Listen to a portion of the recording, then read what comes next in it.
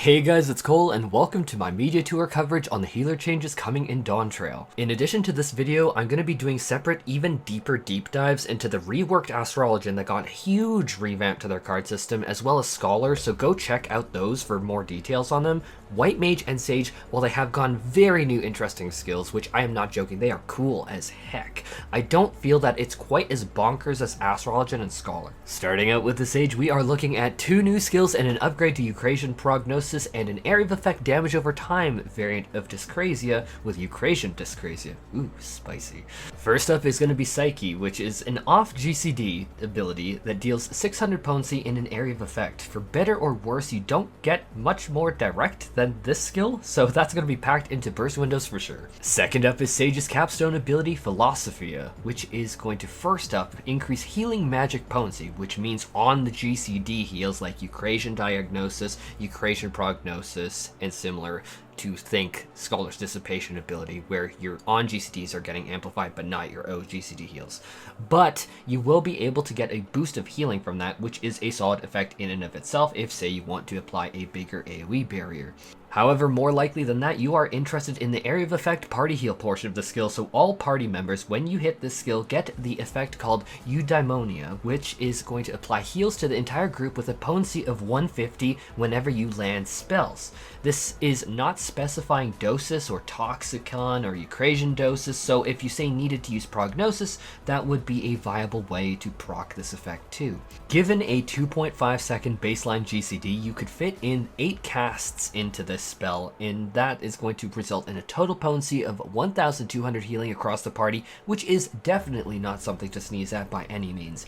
I do, however, think that this skill is interesting as it allows the Sage to just throw it out every 3 minutes for AoE healing for free. Like, you are not needing to commit to cast a GCD heal when you use this, and this most likely is going to be the case that you don't use the GCD heal, but you could use it to just amplify your barriers if you needed to, or raw healing throughput on the GCD. Next up is Eukrasian Dyskrasia, which is what you would expect, especially since we've had Eukrasian Dosis for years now. You press Eukrasia and then Dyskrasia, and then all enemies around you are going to get a damage over time effect applied to them. The total damage over 30 seconds, if 30 seconds is allowed to run, which is probably unlikely, but it's going to amount to a total of 400 potency, as server ticks are every 3 seconds, and so even if it does run half the time, it's still a noticeable boost over Dyskrasia 2, which is going to do 170 potency directly to target. Lastly, Eukrasian Prognosis 2 is just a straight up barrier increase to Eukrasian Prognosis. The cure potency is still very small at 100,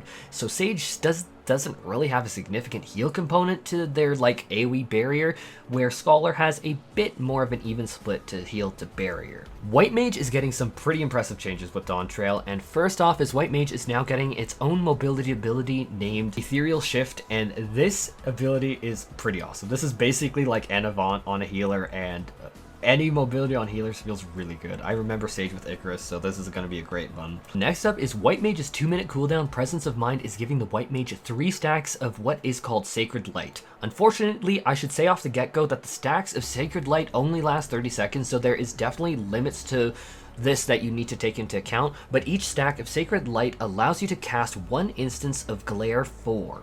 Glare 4 deals a whopping 570 potency to the first enemy and does AoE, so it's still useful in dungeons for sure too. But most interestingly is it can be cast while moving, and so part of me, when I saw that before I saw the potency number, which makes it so that it absolutely has to be stuffed into that burst window, thought that this would be White Mage's answer to mobility without, say, spamming Afflatus Rapture and capturing their mobility that they needed in Afflatus Misery later down the line, just to recover their potency from moving.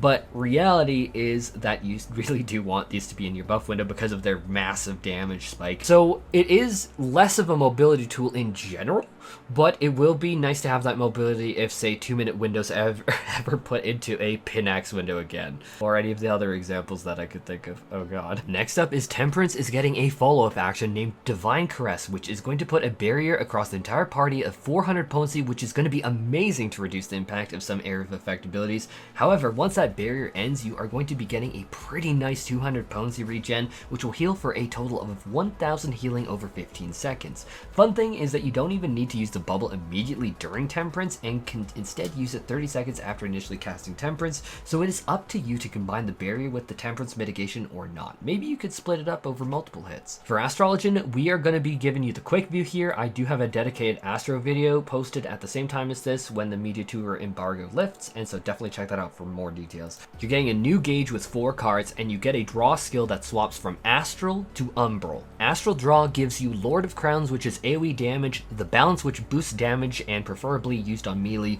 Arrow boosts healing on a single target that target receives, the Spire creates a barrier on a single target for 400 potency.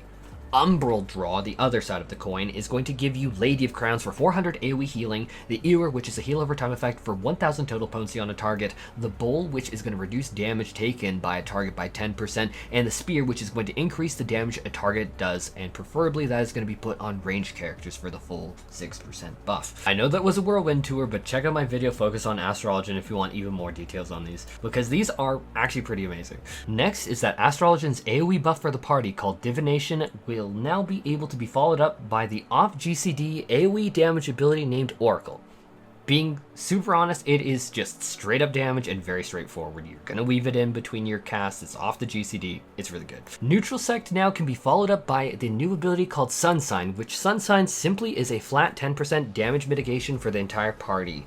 Whether you want to use it during Neutral Sect or at a later time up to 30 seconds after using Neutral Sect, it is going to be an option to combine for super mitigation against one damage instance or spread it amongst many damage instances if you prefer. Astro is going to get a boost to their Aspected Helios skill, and it's going to be now called Helios Conjunction, which is simply upgraded Aspected Helios. Now we're going to get into the Scholar, and Scholar is going to get an ability that chains off of Chain Stratagem. Haha, chains off of Chain Stratagem.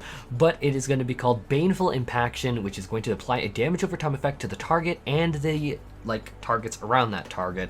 And I should, however, make very clear that Chain Stratagem in Dawntrail in the Media Tour did not have an AoE component, and so it is still just one single target being impacted by Chain Stratagem's debuff, and even if Baneful Impaction is an area of effect skill.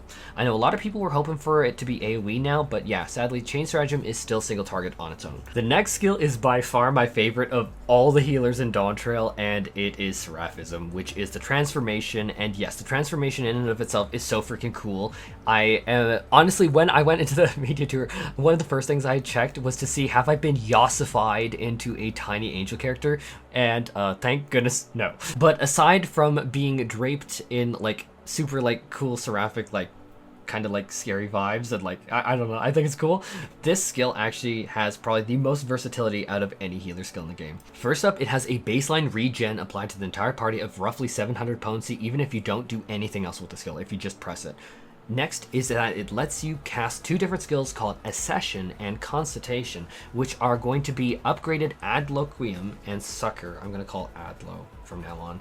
And that is going to be 20% more healing, basically, on those, as well as allowing you to cast Succor and Adlo on the fly. And so it kind of has Dissipation's effect kind of smashed in there without explicitly saying it. It also is going to lower your Emergency Tactics cooldown to only be 1 second, allowing you to, if you need to pump the gas on pure healing. For anyone who's not familiar with Scholar, Emergency Tactics, if you activate it, will make your next instance of applying barriers actually convert the barrier component into healing. So it's really good if you really do need to pump pure healing. I know that is a crash course, but the use cases of Seraphism skill are daunting. It is probably my new favorite healer skill across probably any game, actually, because it has so many great places to fit in. And that's why I did Scholar focus video, because this is really super great.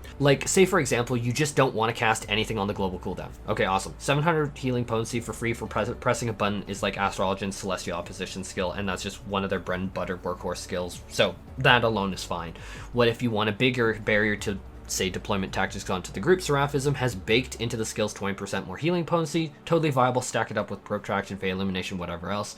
What if you just want mobility and you want to keep putting out barriers as you move from one side of the field to the other? Seraphism. What if you are truly in a disgusting pinch and you need to just brutal raw throw put heal to get through something? Well, now you can get to spamming Emergency Tactics and Accession until your heart's content. In fact, this is probably a frankly bizarre amount of healing output, crazy amounts. Like, this is going to rival Neutral Sect, especially because you could apply like the basic party barrier and then heal under that barrier. So like if you're ever getting chatted by a healer, but kind of like to put a lid on it, because there's so much that I could unpack here. This skill is bonkers, and it covers so many different use cases that it's just a total like 13 out of 10 skill for me. It's absolute freaking great. I love it. Also, I do speak more about it on the Scholar video, but Seraphism is not an upgraded Dissipation. This is a totally separate ability that must be used separately because there is like an explicit constraint on the two skills, and so you are not allowed to use both at the same time. And I'd say if I really want to break it down in this video, it's kind of like Summoner has like life cycles on rails, like if we're Garuda Titan. I think the Scholar has much more loose rails in this way, and it goes through different life cycles, say a Seraph, and then a Dissipation, and then a Seraphism like phase. I'm a huge fan of this, and if I said anything else, people would be like, huh? How doesn't Cole love this? Oh, I do. It is so badass. I love things that have multiple use cases like this. This is like the Swiss Army knife of skills. I love it. But with that, we are done talking about the overview of the healer Dawntrail scales, and if you want more details on the Astro, there's a video for that. More details on the Scar, there's a video for that, and I am genuinely excited for this. This I love. Like, these are some awesome skills.